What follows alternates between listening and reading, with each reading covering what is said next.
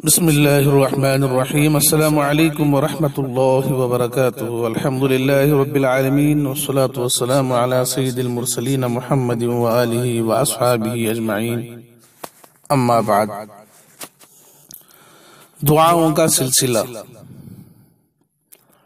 محترم سامعین کرام، آج امت مسلمہ جن جن مصائب اور پریشانیوں میں گھری ہوئی ہے اور جن مشکلات و مسائل سے دو چار ہے، وہ کسی بھی ذی شعور سے پوشیدہ نہیں، مگر عجیب بات ہے کہ وہ امت جسے اس کے نبی صلی اللہ علیہ وسلم نے کہیں بھی بے سہارا نہیں چھوڑا، بلکہ ہر مرض کا علاج، ہر درد کا درما اور ہر موقع کی عجیب عجیب دعائیں سکھلائیں اور بتلائیں، بلکہ دعا مانگنے کے آداب اور طریقے بھی سکھلائے، اللہ کی رحمت کو متوجہ کرنے کے عجیب عجیب انداز اور الفاظ بھی ارشاد فرمائے۔ دعائیں کن اوقات میں قبول ہوتی ہیں اور کن جگہوں پر قبول ہوتی ہیں، سبھی کچھ بتلا دیا، مگر امت کا حال یہ ہے کہ امت اپنے مصائب کو دور کرنے کے لیے تمام ظاہری اسباب کو اختیار کرتی ہے۔ ڈاکٹر جو بھی تدبیر بتلاتا ہے وہ سب کر گزرتی ہے، مگر ہائے افسوس اپنے خالق و مالک کو راضی کرنے کی تدبیر نہیں کرتی۔ جب پاور ہاؤس سے کنیکشن کٹا ہو تو صرف درمیان کے تار جوڑنے سے کرنٹ کیسے آ سکتا ہے، اور پھر گھر میں لائٹ اور روشنی کہاں سے آ سکتی ہے، ظلمتیں اور تاریکیاں کہاں سے دور ہو سکتی ہیں۔ یہ جو دعائیں آپ حضرات کی خدمت میں پیش کی جا رہی ہیں، یہ کسی شاعر کا تخیل یا مصنف و ادیب کے قلم کا زور نہیں ہے، یہ اللہ والوں کی مبارک زبانوں سے نکلے ہوئے الفاظ ہیں، پر تاثیر، محبت و معرفت سے لبریز، خوف و خشیت اور امید و رجا دونوں سے بھرے ہوئے۔ اللہ والوں کی یہ اہم اور قیمتی دعائیں مختلف کتابوں میں منتشر تھیں۔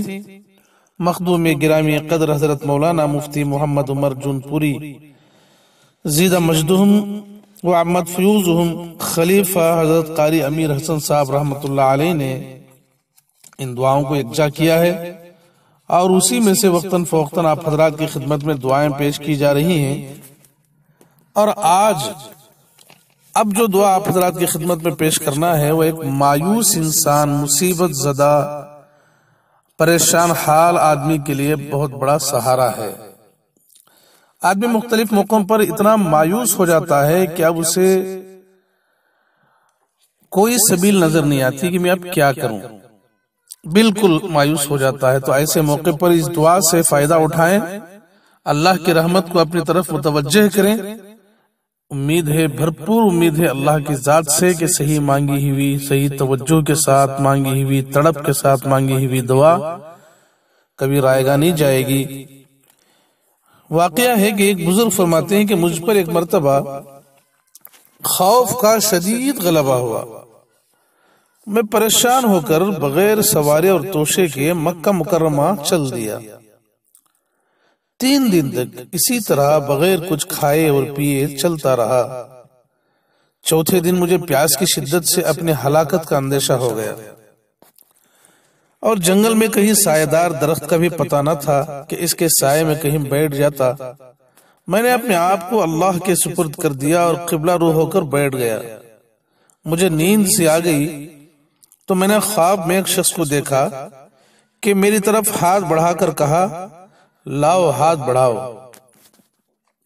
میں نے ہاتھ بڑھایا تو انہوں نے مجھ سے مصافحہ کیا اور کہا کہ تمہیں خوشخبری دیتا ہوں کہ تم صحیح سالم حج بھی کرو گے اور قبر اطہر کی زیارت بھی کرو گے۔ میں نے عرض کیا، اللہ پاک آپ پر رحم فرمایا، آپ کون ہیں؟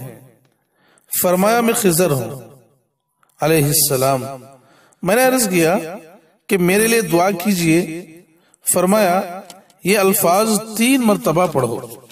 الفاظ یہ ہیں، یا لطیفاً بخلقہ، یا علیماً بخلقہ، یا خبیراً بخلقہ، الطف بی، یا لطیف، یا علیم، یا خبیر، جس کا ترجمہ ہے کہ اے وہ پاک ذات جو اپنی مخلوق پر بہت مہربان ہے، اپنی مخلوق کے احوال خوب جانتا ہے، اپنی مخلوق کی ضروریات سے ہر طرح باخبر ہے، تو مجھ پر لطف اور مہربانی فرما، اے لطیف، اے علیم، اے خبیر۔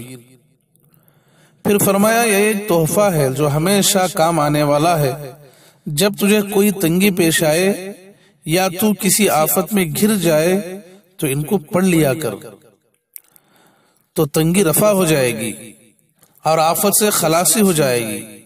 یہ کہہ کر وہ غائب ہو گئے۔ اس کا حوالہ ہے فضائل حج صفحہ نمبر 278۔ اللہ تعالیٰ سے دعا ہے کہ اللہ تعالیٰ ہمیں اس دعا سے فائدہ اٹھانے کی توفیق نصیب فرمائے۔ آمین۔ وآخر دعوانا ان الحمد للہ رب العالمین۔